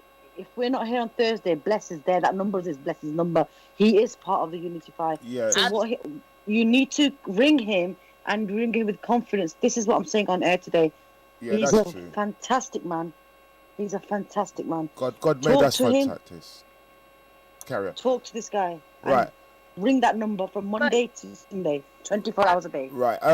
Scenario. Sorry, Lioness. We had a girl called Lioness. Remember Unify Lioness? Oh yes. Right. Yes. Lioness was in the same situation as you ladies, yeah. And she spoke. She took the number and she called. And me and her had a conversation. And I've had 3 conversations with her. And the next guy that approached her, she told him where to go. Good. Yeah. She had no confidence in that. She had no confidence. She wouldn't And go that's out. the whole thing of what I do here as well. The reason why I became a part of Unify is because I want to give girls the confidence. Yes. I want to give them the chance, the hope that you can get out of this. You can. And you asked me a question, Bless. You said, Shaheen, what would I do? Obviously, I definitely want to jump on the Unify platform. But second thing, educate. Educate. That's how you're going to do it, through here. Educate as much as you can, left, right, and center. Find out if something is telling you it's not right. 99%, it's not right. Mm-hmm. I'd like to add to this. I think personally, it's very, very important. I think it's key. The key is the people who you surround yourself with. Yes. Because in my situation, for example, the people I was surrounded with, and like my in-laws, that was my driving factor. That was the force that was behind me to go and hurt myself, to go down this dark alley and be alone and on the verge of either killing myself or be killed. And that had to do with the people that was around me. And I think it's very, very, very important that when you're in a situation like this, that you change the environment, your things. Absolutely. And you hit the nail in the mark there as well. Like, listen, they were subliminally, I can't say the word, they were putting it in your mind, the word kill. Do you understand? Yeah. Do you understand? So they were manipulating you to do it. It's crazy. Like, Bless as a man. Bless is going to back me on this, right? Yeah, Bless as a man. On a serious talk, you've heard a few of these conversations. You've seen a trade of here.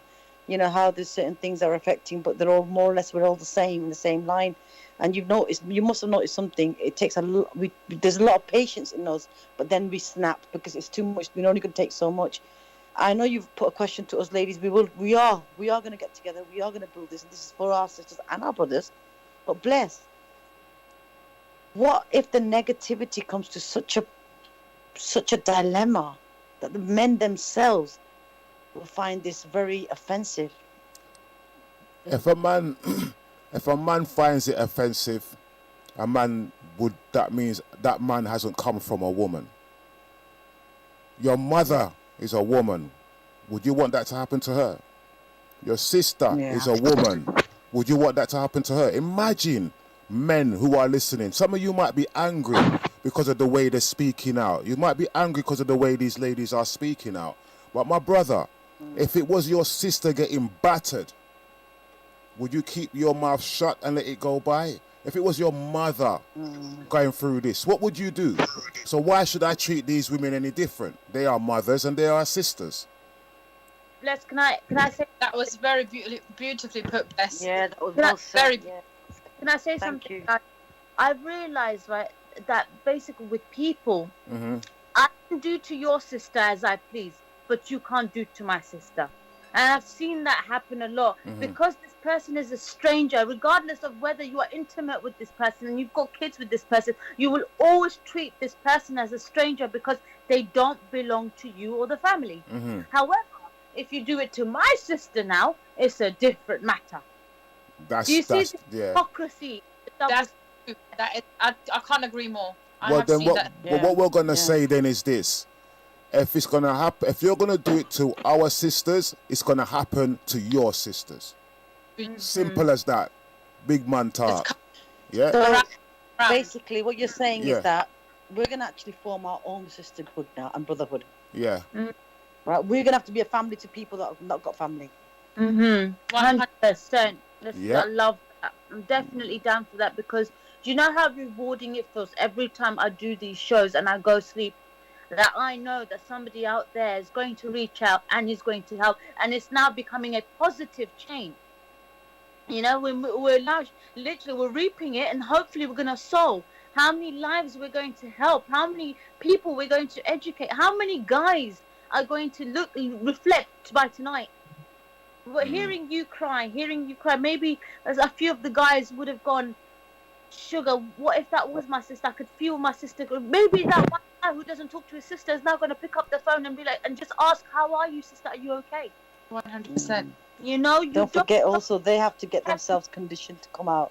They have to condition themselves as well. Don't forget, because they've been conditioned for generations, just like a lot of people that we know. They can't speak out. They even once the men speak up, like Bless is speaking up, things will start to change. It will change. Otherwise, we're going to be an army unified. We don't come to play. It's not a play thing. It's not a joke thing. Yeah, we're going to become an army out there. Reason why, as I said before, enough is enough, man. I mean, if you're going to marry somebody and that person's going to bring your child into the world, you don't want your child to do these wicked things. And as I said, the main thing is that if you're going to do it to other people, then expect it to happen to your daughter or your mother or your sister. If you're gonna throw blows, make sure you can take blows. You know what I mean?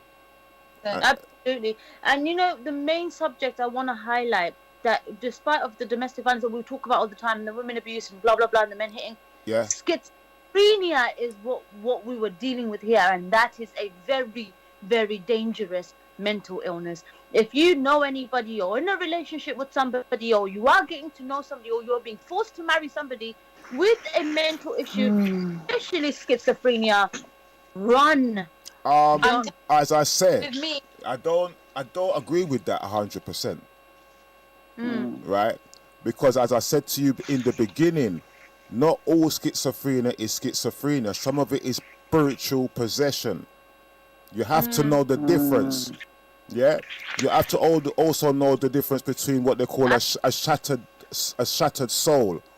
A shattered soul as well, and you got there's so much things that this and that and the other. But what I'm trying to say is that there's people with a shattered spirit, and they, like for example, what I said, when somebody's been traumatized as a child, they put. Let me give you an example. If a woman's been raped at an early age, she automatically puts up barriers that protects her for the rest of her life, but she will have a defensive barrier that will protect her, which is kind of like a kill mode or some kind of mode or something that she will have that will protect her, or she will blank out if she's been attacked. You understand? There's different ways that women deal with it when they go through the trauma. The man them who's going through the trauma, some of them do what that guy does. which is what I call a shattered soul, where one of them is demonic. That otherwise the windows open up and the demonic. I mean, it's not normal. Any of this It's not issues normal. anything that you do along these lines is not normal. It's vile. It's derogatory. It's but it's I wrong. understand if they got demonic issues, bless, right? Then at the end of the day, I think the parents need to gear up a bit here, right, and not ruin someone else's life just because their son has got that kind of issues. You know what I mean? Then you're damaging someone else's life. Yeah. I think he had this 20 years. He's had this issue, right? And I think, come on. Yeah, Give it as a that's a break, bad yeah. thing. Either way, whether this guy is possessed by something or has a mental health issue, I think, you know, it's no woman or, you know, no partner deserves, whether that's a woman or a man, either way, no partner deserves to be treated the way, you know, to go down such a dark path when, you know, none of it is their fault. Absolutely. And you know what makes me even more sad is that instead of people reflecting their own issues and seeing the troubles that they have, it's so easy to blame the other party. Person, you know?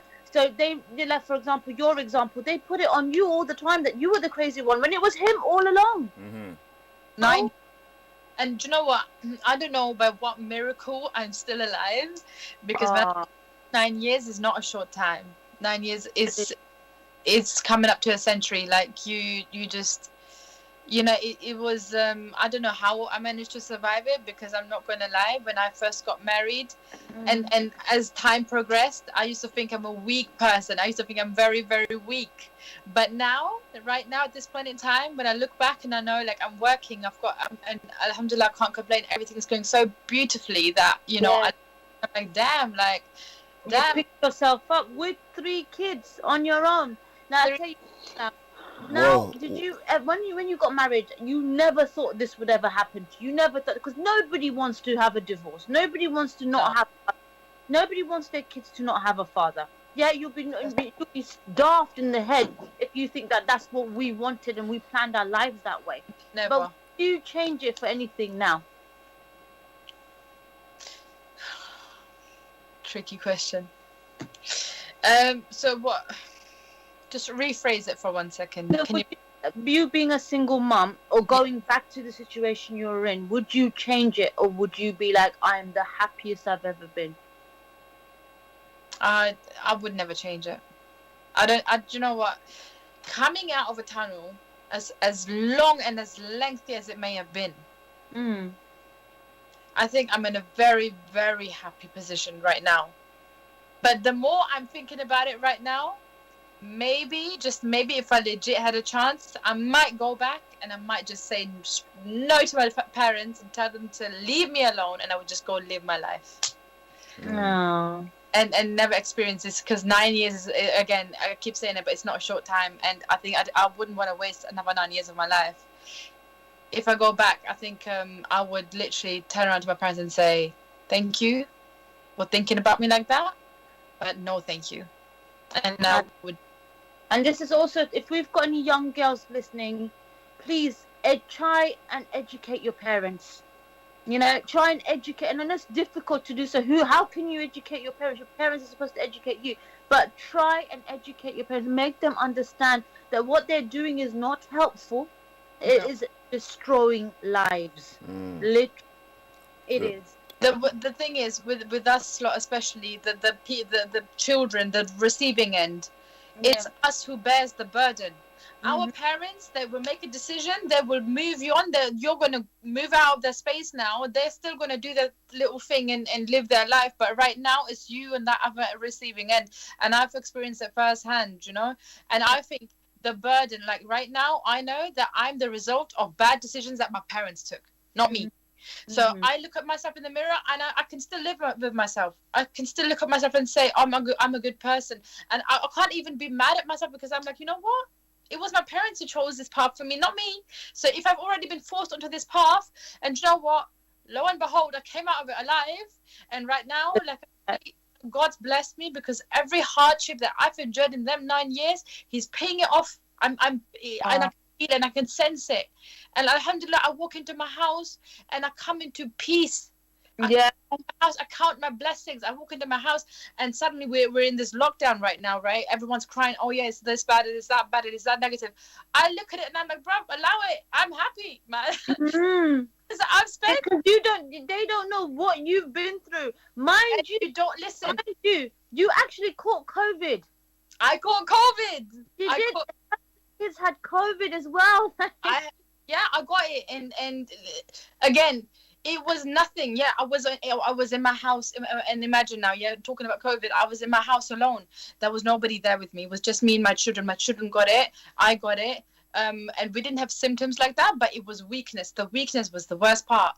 There was times that I couldn't wake up in the morning, and I couldn't get up on time. And usually I would get up at 8, and now because of this COVID situation, I'm waking up at 10, and I'm waking up. But my daughter, she's 8 years old now.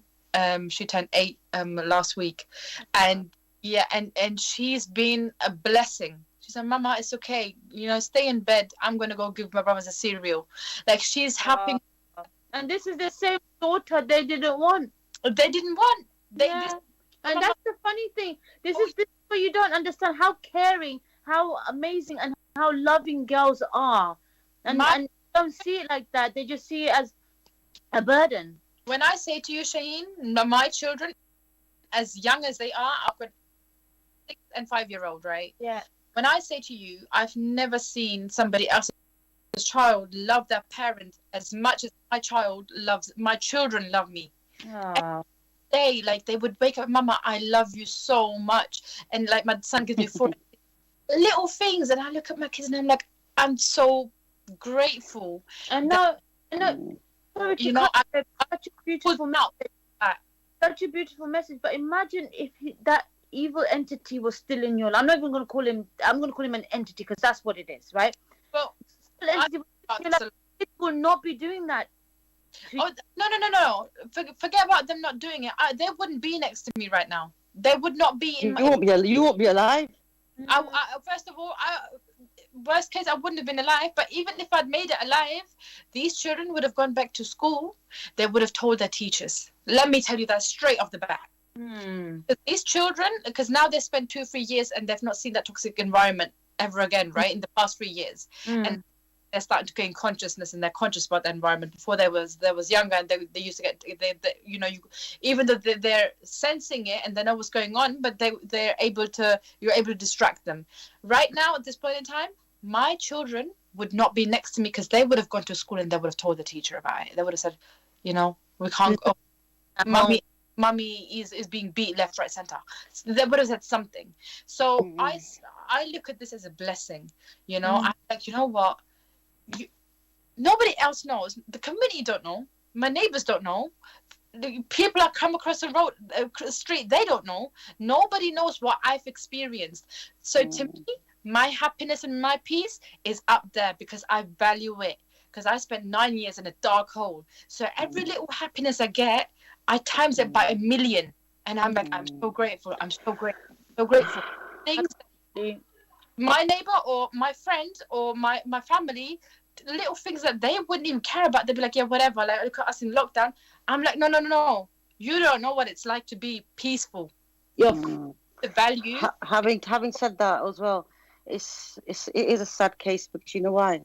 Because we want men in our lives. Yes. We want good men in our lives, right? And there's nothing wrong in saying that. But the sad scenario is kids also need a good role model. I'm not saying obviously you got your brothers and everyone with them, but wouldn't it be nice to have a good father figure, the real father, as the male? Yeah, it's sad. It's sad because it brings us to this point, and then time's gonna fly. The kids are gonna grow up. Of course, they want to know their dad, and it's so sad because you got to tell them the truth as well.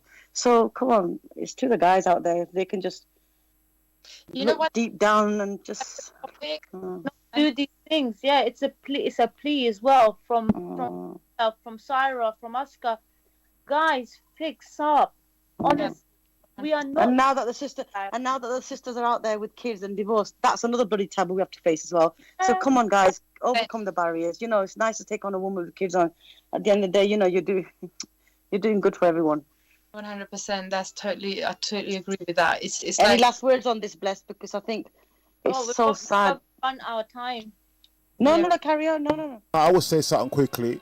All the man them, or if you not, make sure, I would ask the man them this. Regardless of what you see from your sister, go and check for yourself and be the brother that you're supposed to be and find out if she's okay. Let her know that you've got her back. That's what you lot need to. That's the brothers them out there. This doesn't have to be your blood sister. It could be a co-worker, a colleague, a neighbor. Yeah, you don't have to. You know what? We got to stop treating people as strangers, because everybody deserves to be asked, "How are you?" and "Are you okay?" Yeah. No, so please, guys, don't just. It could be a friend. It could even be people you don't even know. You're just talking to on social media. I mean, Bless is a classic example, isn't he? Really, he's forming all this. Right. But what's Bless going to get out of it? He's actually doing it for us sisters here. You know that? Yeah. And he wants some unity there. He wants us all to get together, and we're all strangers here. We're not from the same mother. No. But we're all the humanity from the same race. So that's what the whole thing is about. We need to big it up here, babes. I want to make it very clear that what we've spoken about can happen to black people, white people, anyone in the human race, mate. Any human race. So it's not like, I know most of my adverts always are about brown people. And the reason why I say that is because we don't talk about it enough. Yeah. We don't talk about it enough. So hence the reason why my flyer may say brown this, brown that, brown that. But I want you to know that these kind of things happen to every single nation, absolutely, every single race. And, if you don't have to be brown to give us a call, please. If you're white, black, you're going through something like this, give us a shout. Let's talk. God bless. Yeah, let's talk. Get involved. We're more than happy to help out. Samaya, Sarah. Sorry. What would you like to say, my darling? Oh, here we go. Come. There we go. Something really nice. Come on. Yeah, I think, do you know what? It's been an absolute pleasure being with you guys and being able to speak about things. It's been a while. I've not gone down memory lane. I think a lot of emotions came up tonight. Yeah, but it's like, it's a journey, and everybody has, their own unique experience. And I guess, I shared some of mine, what I've gone through. But having said that, I am very, very grateful, for you guys, letting me come jump on and have this conversation. It was such a beautiful conversation. It was, How did you feel? And sorry? How did you feel after all this conversation? How do I feel? Yeah. I feel like it's like another closure. Like I've just let it all out again. Like, yes, Good. I've got back into it. Yeah. But now I'm not the only one. Like Shaheen's got something similar, and you've got something similar, and the other lady who jumped on, she knows people who've gone through something similar. So now it's suddenly like, oh, I'm not alone. Like, also, Bless has had the same situation as well, but it's just that he's a man. Yeah. Yeah, it was similar. Yeah, but I was on the other end. I was on the other end of the guy inflicting the damage. I seen it, and I also was inflicting it, and I realized that is not me. That is a learned behavior. I am not that person. I am what I've been seeing. But Bless, you've also faced situations where girls have abused you as well. A couple girls try it. You know what I mean? But that's another story. You know what I mean? But you see, that kind of triggered off the badness still, It was a woman that really triggered me off and made me turn bad in the... See? You know what I mean? It was a woman that you trusted them, you trust them, and when the trust was broken, and from the trust was that weird there, and then you realise, say, yo, girl, I take man for an idiot, and you came there with a clean heart, you just switch completely to the opposite that you've been trying not to be for so long. Exactly. Somebody bring it out. So we got shadow self, and a lot of women have got this shadow self of the past, what they bury. This platform is here for you to get it out, because it's going to be in you, and you need to get it out. And just like the lady said, she feels relieved that she has the platform to let it out, and it's gonna change your life. I think Unitify and with Bless, I really feel like this radio show is all about healing. Yes. And have heal in it, because this is what we do. When we give people a voice, they voice out, they rage out, they cry, they smile, they laugh. They are showing the emotions that they have been bottling in. They're healing. Yeah. 100%. You're going to come out and you're going to feel like, you know what? Somebody heard me out and they heard my story. And tomorrow somebody else is going to be me. and they're gonna tell their story. Yeah. That's And why we say, how- yeah, how- you know, And you can tell it to a man as well. Me. yes, Yeah. 100%. Which I think is the balance. That's why when a woman can talk to somebody that's been on both sides, been on the receiving and the giving end of it, and has come to this point to even set up a platform against it. You know what I mean? I know the thing. yeah, You understand? I know the thing. So for me to Yeah. have this platform is because it's because I know what it's like on both sides, and it's not a good thing. yeah. And until you know yourself and know that God Absolutely. don't see Absolutely. And that's why it's called bless, because we Yeah. bless you all. Yeah, absolutely. And Yeah. unify because we're all united. Yeah. Absolutely, there is nothing without each other. Very beautifully put. Absolutely. Yeah, that's And the- what we are is one channel bringing another channel together. We're that channel. That's it. That's We're it. we're So we joining- got the prayers as blessed, and then we've got the community underneath, which is the human community. All our human beings under one roof. Absolutely. I think what incredible, absolutely incredible. Honestly, Thank you so much for coming on. You've actually So very much. It was so nice to meet everyone. I think blessed was the highlight. I love his man. Love the guy. you Nah, do that, I'm the and real deal. But you see, I've got your back, though. Shaheen, let's say it. Shaheen, let me say it. What? I've got your back, man. I've got all of you ladies. I've got your back. You know what I mean? I'm there for you when you need to talk. I'm there for you when you don't know what to do. Just like Lioness, I called her Lioness because her name, and I said, you're not that. You're a lioness. You've got to stand up like a lioness. You know what I mean? The man is the lion and the woman is the lioness. We don't want no weak lioness. We've got to strengthen them. absolutely. So I called She's her changed, you know that? I She's know. changed talking to him. She's gonna start beating some man them still, you know. we like to yeah. She started panicking on the Yes, phone I when need someone your was trying to blessing talk in to my her. life. Yeah, she's gonna start beating some man and get her own back because I tried to calm her down, but she said no. How are you gonna jump on my radio show and say bless is the highlight? I'm upset. I'm so upset. You know why? Shaheen? Because he's the only guy there. Do you know what? I can't even say anything about you because you know what? It's just so natural. Like I'm looking Yeah. at Yeah. with you, like you're main G, man. Oh, come on. Don't worry about you, it, You man. earned your brownie point. What a U-turn right there. But anyway, guys, we're going to have to call it a night. It was an amazing night as always. Yeah.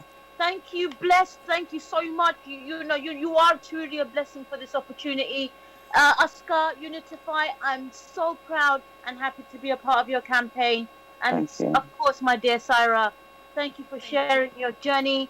That's the reason why, we are friends and we are going to have more friends like us and each other so we can help more people out. So, Definitely. guys, just to let you know, this was Unitify. I'm your host, Shaheen. If you do want to join and be a part of the show, please give us a call on 079 444 31366. That's 079 444 31366. But tonight, we're going to have to wish you a good night, people. Next week. Ladies. And remember this, though. Remember, we just got to give thanks to God, the Almighty, whatever name you want to call him, that we're all here to do this. God first. And we're alive. Yeah? And that we're alive to tell the story and to help others go through it. Absolutely. And above all, we have to thank the Lord every single day that we're not like these people. Yeah. We are Totally agree. We are not like these people. That's the reason why we're here today. It's people. God puts people in positions and places and crosses each other because we're all like-minded people sitting here right now. Absolutely. Yeah. And again, I want to thank. A lot of people see COVID as negative, and I say it every single Thursday, and I'm going to keep saying it. If it wasn't for COVID, I wouldn't have met any of you. Yeah, I agree. I said the same thing in that's the beginning. Behind those doors, behind just one app, behind a phone, I have met people who were like-minded, who are going through so much. And do you know what? Before I even let you go, Sarah, I thank God that he's out of your life. Imagine if lockdown happened, he was in your house. Oh God. Imagine that. No. So let's really thank the Lord that we're alive and we can connect. And pray for everyone and pray for the future as well. Thank That you, we come out. ladies. Thank you. Right, so next Take week, care, same bless. time. Right. Same Next place, week, same time. See you Right. later. Right, take Bye. care, and Bye. ladies, be strong. And remember, we're building an army. You understand? Nobody will come Yes. with no soft Yes. thing. We're building an army to Yeah. rescue Absolutely. the mothers Absolutely. and Well, our thank you once sisters again out for there. the opportunity. I can't wait for next week. So we got some nice, juicy subjects coming up. You guys Yeah. are not ready for it. I promise you that. All right, then. All right, take care. Stay blessed. All right. Bye. All right, give thanks. Bye. Right, Bye. up one coming Thanks, next. bye. All right, Unitify, take care. Thank you. And You too, darling. send me a copy of the thing. I'm gonna put this one up now, but there's a little gap Yeah. in the middle. But don't worry about the gap. Yeah, and Yeah. then Okay. we take it from there. What we're gonna have to do. Okay, I'm gonna call you in a minute. I'll call you in a minute. Okay. Yeah, then Take care. cool then. You take care. Bye, Upcoming bye, next is bye. Selector Rush Dragon. Where you there, brethren? Can't hear you.